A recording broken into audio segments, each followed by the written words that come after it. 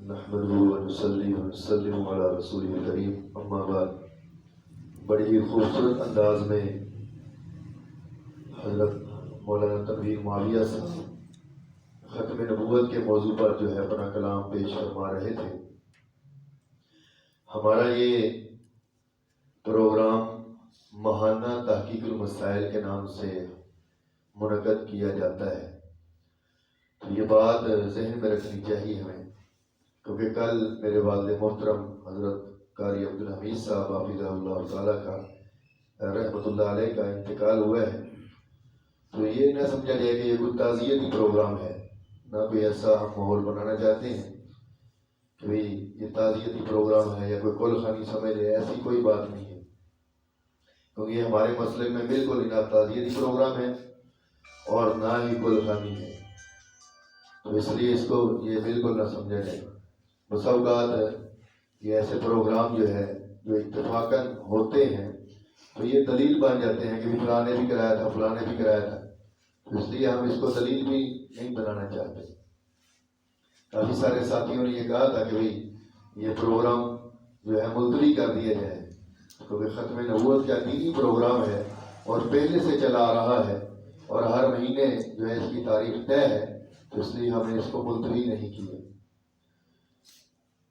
جب آدمی فوت ہوتا ہے تو دو باتیں ہوتی ہیں، دو چیزیں، ایک میت اور ایک اہل میت۔ میت کے لیے ثواب ہوتا ہے اور اہل میت کے لیے تعزیت ہوتی ہے۔ تعزیت کے لیے اہل میت کے پاس آنا، یہ اہل میت کا حق ہے کہ اہل میت کے پاس آ کر ہم تعزیت کریں، اور اس سارے ثواب کے لیے اکٹھا ہونا کوئی ضروری نہیں کہ اس کے لیے اکٹھے ہوں، کوئی پروگرام منعقد کریں، مولوی صاحب کے پاس آئے، کوئی ضروری نہیں ہے، کیونکہ عام طور پہ یہ لوگ دین سے بے خبر ہیں، جاہل ہیں، بالکل ان کو دین کا پتہ نہیں ہوتا، شریعت کا پتہ نہیں ہوتا، سنت کا پتہ نہیں ہوتا، تو اس لیے یہ دوسرے دن تیسرے دن ایک پروگرام کر کے بس قصہ تمام کر دیتے ہیں۔ جیسا کہ عام حالات کے اندر کبھی ظہر کی نماز کا ٹائم آ گیا، کوئی ابا جی گھر میں فوت ہوئے ہیں، نماز ہی نہیں پڑھتے، عصر کی نماز نہیں پڑھتے، مغرب نہیں ہوتی، عشاء نہیں ہوتی، پتہ ہی نہیں، بس وہ دوسرے دن کل خانی کی تیاری میں لگے ہوئے ہیں سارے، سب کو فروٹ کا اور جو چیزیں ہوتی ہیں چنوں کا اور سارے یہ ساری ہوتی ہے، ایک دوسرے ایسے پوچھ رہے ہوتے ہیں جیسے یہ اللہ رب العزت نے قرآن پاک میں ان پر فرض کی ہے، ایسے ایک دوسرے رشتہ دار آپس میں سارے لگے ہوتے ہیں کہ کہیں یہ دیر نہ ہو جائے، وقت طے کر لیا، اور چنوں کی فکر ہے، مکانوں کی فکر ہے، اور فروٹ کی فکر ہے، چائے کی فکر ہے، پتہ نہیں کیا کیا، اور نماز کا کہہ دو تو ایسے منہ چڑھاتے ہیں، غصے میں آتے ہیں کہ جیسے ان کو گالی دے دیں، یہی لوگ ایسے ناراض ہوتے ہیں۔ صبح فجر کو تجھے پتہ نہیں رات 12 بجے سوئے تھے، ایسے بھئی نماز فجر کی رہ گئی، پتہ نہیں ہے کہ کوئی نہ ستے مہمانوں کو سلا کے، رات وہ چنے لینے گئے تھے، دیر نہیں ہو گئی تھی، رات منڈی گئے تھے فروٹ لینے، دیر نہیں ہو گئی، نماز کی کیا ضرورت؟ تو اس لیے یہ حالات ہیں کہ اس لیے بیچارے رسموں پر لگے ہوئے، تو دین کا کوئی پتہ نہیں، تو اس لیے ہمیں ایسی چیزوں کی ضرورت نہیں ہے۔ ہمیں کس چیز کی ضرورت ہے؟ ہمیں نماز کی ضرورت ہے، ہمیں قرآن پاک کی ضرورت ہے، ہمیں ان دینی کاموں کی ضرورت ہے۔ تو ہمارے والد صاحب جو ہے الحمدللہ سارے گاؤں والے بھی اور ارد گرد بھی جتنے حضرات ہیں سب ان کے حوالے سے جانتے ہیں کہ الحمدللہ بڑے نیک آدمی تھے۔ یہاں پر جب اس گاؤں میں تشریف لائے سن 1987 میں، تو تبلیغی جماعت یہاں نہیں آ سکتی تھی اور بھی دینی کام نہیں ہو رہے تھے، تو ان کی برکت سے الحمدللہ تبلیغی جماعت کا داخلہ بھی جاری ہوا، بہت سارے لوگ حافظ بنے، عالم بنے، مفتی بنے، مناظر بنے، اور جہاد کے اندر کام کرنے والے یہاں سے ان کی برکت سے پیدا ہوئے، مختلف دین کے شعبوں میں کام کرنے والے پیدا ہوئے، تو یہ ان کے لیے صدقہ جاریہ ہے۔ یہ مسجد بھی بنی ہے الحمدللہ، یہ انہی کی محنت کی برکت سے بنی ہے، یہ مسجد بھی ان کے لیے صدقہ جاریہ ہے۔ جامعہ ام سلمہ مسجد بڑی ہے، وہاں پر مدرسہ بھی ہے، یہ بھی ان کی محنت کی برکت ہے، تو یہ بھی ان کے لیے صدقہ جاریہ ہے۔ یہاں پر الحمدللہ ماہانہ پروگرام جو ہوتا ہے یہ بھی انہی کی محنت کی وجہ سے، تو یہ بھی ان کے لیے صدقہ جاریہ ہے۔ تو میں نے ابھی 4-5 دن پہلے ہی بات کی کہ یہ پروگرام ہو رہا ہے، تو مولانا صاحب تشریف لا رہے ہیں، تو فرمانے لگے مولانا عبداللہ عابد بڑائی صاحب کو بلائیں، جو ہمارے مناظر ہیں نا، تو ان کو بلائیں۔ میں نے کہا انشاءاللہ آئندہ ان کو بلا لیں گے۔ تو یعنی ان کا یہ جذبہ تھا کہ اختلافی مسائل پر بات ہو، اختلافی مسائل کا حل ہو، تو یہ ان کا جذبہ تھا، اور ہر وقت وہ اختلافی مسائل ہی پڑھتے تھے۔ حضرت تھانوی رحمۃ اللہ علیہ کی کتب، حضرت مولانا مین صدر اوکاڑی رحمۃ اللہ علیہ، یا حضرت مولانا مفتی انور صاحب حافظ اللہ تعالیٰ، ان کے رسائل جو استعانۃ المسلمین یا دوسرے ماہنامہ الخیر کے اندر لکھے ہوتے تھے، وہ ان کا ذوق تھا یہی، وہ پڑھتے رہتے تھے۔ بلکہ ان کے پاس جتنی بھی دور ماری ہیں کتابوں کی، تو دیکھا جائے تو وہ کتابیں بتائے گی کہ ان کو کسی نے ہاتھ لگایا۔ ہمارے پاس کتابیں ہوتی ہیں، لائبریریاں بھری ہوتی ہیں گھروں میں یا مسجدوں میں، تو کتابیں بتاتی ہیں کہ ہمیں کسی نے نہیں پڑھا، جالے لگے ہوئے، مٹی ان کے اوپر، گردہ ان کے اوپر، اور اندر سے بالکل صاف کتابیں ہوتی ہیں، صاف شفاف، کہ جیسے بھی نہیں خریدی ہیں۔ تو کتابیں بتاتی ہیں ہماری کہ ان کو کسی نے ہاتھ نہیں لگایا، لیکن ہمارے والد صاحب کی اگر کتابیں دیکھیں تو کتابیں بتائیں گی کہ ان کو کسی نے ہاتھ لگایا۔ ایک ایک کتاب کو پتہ نہیں 100 مرتبہ پڑھا ہوگا، کئی دفعہ پڑھ لیتے، تو اس لیے یہ ان کا ذوق تھا، تو یہ ان کے لیے صدقہ جاریہ بن جائے۔ بلکہ ہم تو ان کی اولاد ہے، تو ہمیں تو ان کے لیے نیت کرنے کی میرا خیال ضرورت نہیں ہے، ہم جو کام بھی کریں گے ان کے لیے صدقہ جاریہ، جو نیک کام بھی کریں گے تو ان کے لیے صدقہ جاریہ بن جائے۔ اور دوسرے جو ہے ان کے نیت کرنے کی ضرورت پڑے، جو شاگرد ہیں ان کو نیت کرنے کی ضرورت نہیں، جو اولاد ہیں ان کو نیت کرنے کی ضرورت نہیں، اور جو شاگرد نہیں ہیں ان کو نیت کرنے کی ضرورت ہوتی۔ اور ہم تو اس گاؤں میں جتنے بھی بڑی عمر کے حضرات ہیں ان میں سے اکثر جو ہے حضرت کے شاگرد ہیں، اور ان سے قرآن پاک کا کچھ حصہ پڑھا، کوئی دینی علوم سیکھے، کوئی نہ کوئی نیکی کی بات ضرور سیکھی، تو جو ان کے لیے صدقہ جاریہ ہے۔ تو اس لیے الحمدللہ دنیا کے اندر جتنی بھی زندگی بسر کی ہے، ہم سے متاثر ہو کر زندگی بسر نہیں کی، کسی مالدار سے، کسی چودھری سے، ہم سے کسی سے بھی متاثر نہیں ہوئے۔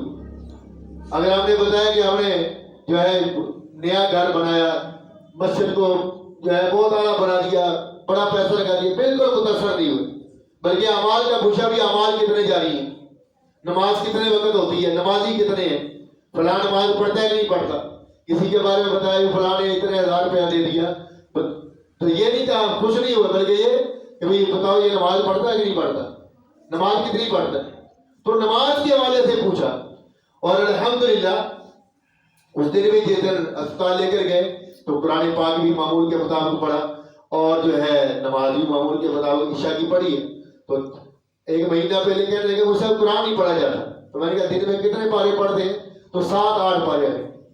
کہنے کہ 7-8 پارے سے پڑھے جاتے، تو مولتا کہ 10-12 پارے روزانہ پڑھ لیتے، روزانہ قرآن پاک کی تلاوت۔ تو اس لیے تو ایسی ہستیاں، ایسے بزرگ، ان کے نقش قدم پر ہمیں بھی چلنا چاہیے۔ اور بالکل بے لوز سال 1987 میں جب مسجد میں امامت شروع کیا تو بالکل کوئی پیسہ نہیں لیا، نہ طے کیا نہ لیا کسی سے، یہ گاؤں والے بھی گواہ ہیں، کسی سے پوچھ لو، کوئی پیسہ نہیں، بے لوز جو ہے نمازیں پڑھائی ہے، مسجد کی، مدرسے کی اور نمازیوں کی خدمت کی ہے۔ نکاح پر گئے ہیں تو کچھ نہیں لیا، نکاح پڑھانے گئے ہیں تو کچھ نہیں لیا، جنازے پر کچھ نہیں لیا، کوئی بھی پروگرام ہے کوئی کسی سے پیسہ نہیں لیا۔ الحمدللہ یہ لوگ ہی گواہ ہیں، لوگ خود بتاتے ہیں۔ ایک واقعہ عرض کر دیتا ہوں کہ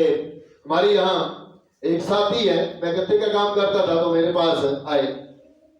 گتا لیتے تھے مجھ سے، تو واقعہ سنانے لگے، خود ہی بریلوی مسئلے کے ہیں، ہمارے بھی نہیں ہے، اور ویسے بھی ذہنی طور پر بھی ہمارے مخالف، تو خود ہی کہنے لگے کہ بھئی آپ کے والد صاحب ماشاءاللہ بڑے نیک ہیں۔ ایک سال پہلے کہ یہاں پر سال 1990 میں کہنے لگے کہ میری 2 بہنوں کی شادی برات آئی چودھری صاحب کے ڈیرے پہ، لالا عبد المجید خان کا ڈیرا ہے یہاں پہ، وہاں پہ براتیں آئیں، تو جمعے کا ٹائم تھا تو نکاح پڑھایا، تو نکاح پڑھا کر کہنے لگے جمعے کا ٹائم جلدی جانے لگے، تو پوچھ لیا ابھی کتنے پیسے، بولو مولوی صاحب کتنے پیسے، برات والے ناراض ہو گئے۔ تو خیر جو ڈیرے پر براتیں آئی تھی تو زبردستی انہوں نے 2000 روپیہ دے دیا، 2000 روپیہ یا 1000 روپیہ، خیر تو انہوں نے پیسے دے دیے کہ یہ لے لو۔ تو کہنے لگے وہ زبردستی دے دیے، لے کر آ گئے۔ تو ہفتے کے دن فجر کی اذان کے بعد جو ہے میرا دروازہ کھٹکا، تو میں جب باہر نکلا، وہ رانا اللہ رکھا صاحب کہہ رہے، جب باہر نکلا تو قاری صاحب ہے، تو کہنے لگے مجھے رات نیند نہیں آئی پیسوں کی وجہ سے، یہ پیسے واپس لے لو، یہ پیسے واپس لے لو۔ تو اس طرح کے یہ لوگ تھے کہ جنہوں نے بے لوز دین کی خدمت کی ہے، بے لوز، دین کا درد بھی تھا، دین کا علم بھی تھا، اللہ والوں کے ساتھ تعلق بھی تھا۔ اور نیو ایچ کے بھی حوضری فیصلہ آباد میں جہاں 35 سال تقریباً وہاں مینیجر رہے، اور راستے میں جب اذان ہوگی نا تو بس سے ویسے اتر آئے، کرایہ واپس نہیں لیا، نماز پڑھی وہاں، اتنے نماز کے پابند تھے۔ تو اس لیے ہمیں ایسے بزرگوں کے نقش قدم پر چلنا چاہیے۔ اور اس کے ساتھ ساتھ ہمیں یہ درس بھی دیا کہ ہم بریلویوں کی مسجد میں امام تھے، وہاں ہم 18 سال رہے، لیکن جب انہوں نے ہمیں نکالا تو ہم نے گاؤں نہیں چھوڑا۔ اگر گاؤں چھوڑ دیتے ہماری محنت ضائع ہو جاتی۔ ہم نے گاؤں نہیں چھوڑا، ہمارا گھر بھی تھا، ہماری مسجد بھی تھی، ہم یہاں پر ہی رہے، جس کی وجہ سے ہم اور زیادہ مضبوط ہو گئے۔ یہ ہمارے لیے بھی درس ہے کہ ہم اگر بحیثیت امام ہے کسی جگہ تو ہم اپنا علاقہ چھوڑنے میں جلدی نہ کریں، بلکہ وہاں پر اپنا کوئی پلاٹ خرید لیں، کوئی گھر بنا لیں، اور مسجد کے لیے کوئی جگہ خرید لیں۔ اگر ہمارا کوئی انمن بھی ہو تو ہم وہاں پر اپنا دین کا کام شروع کر، انشاءاللہ پھر اس سے ترقی بھی ہوتی ہے، لوگ بھی دین کے ساتھ جڑتے ہیں، عالم حافظ بنتے ہیں۔ الحمدللہ ہمارے والد صاحب کی محنت کا نتیجہ ہے کہ آج الحمدللہ ہمارے گاؤں کے اندر بے شمار حافظ ہیں، عالم ہیں، مفتیان کرام ہیں، یہ سارے الحمدللہ ان کی محنت ہے۔ تو اس لیے ہمیں ان کے لیے جو ہے اپنی دعاؤں میں ان کو یاد رکھنا چاہیے۔ قرآن پاک پڑھیں، ان کو سارے ثواب کرتے ہیں، دعائیں ان کے لیے کریں، نفل پڑھیں، جو بھی نیک عمل کریں اپنی دعاؤں میں ان کو ضرور یاد رکھیں۔ تو اللہ رب العزت مجھے اور آپ کو جو ہے اپنی آخرت کی فکر کرنے کی توفیق عطا فرمائے۔ تو آج کا یہ کورس ختم نبوت کے حوالے سے ہے۔ تو ختم نبوت کے حوالے سے ہمیں جو ہے عقیدہ ختم نبوت کا مکمل تعارف ہونا چاہیے، کتابیں پڑھنی چاہیے۔ عقیدہ ختم نبوت کے حوالے سے ہمارے بزرگوں کی جو قربانیاں ہیں ان کو پڑھنا چاہیے، ہماری عوام کی، ہمارے جو ہے کارکن تھے ان کی قربانیاں ہیں ان کو پڑھنا چاہیے، تاکہ ہم بھی ان کی طرح کام کریں،